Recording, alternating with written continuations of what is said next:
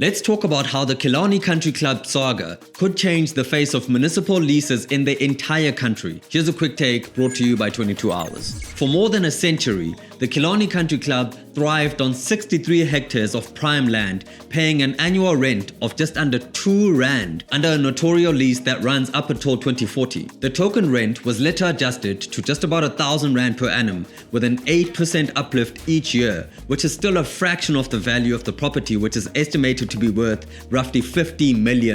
City officials argue that these legacy rentals represent ridiculously low returns and undermine the service delivery funding that they need.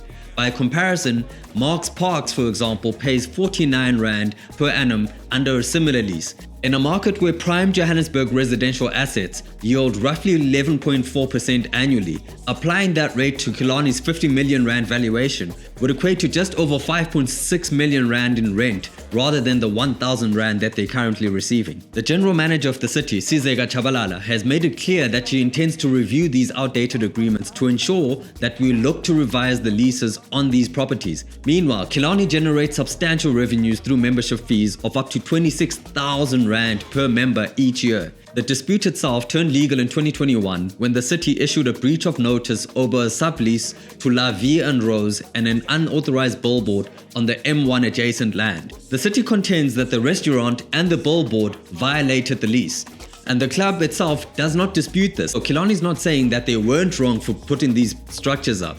However, they're also saying that the cancellation of the lease is incorrect. The matter was set down for hearing in August 2025, which is just coming up. A ruling in the city's favor could open the door for municipalities nationwide to revisit these legacy leases on schools, parks and sports facilities, but potentially eroding contractual stability. Come 2040, when the lease expires, whatever the city wants will be whatever the city gets.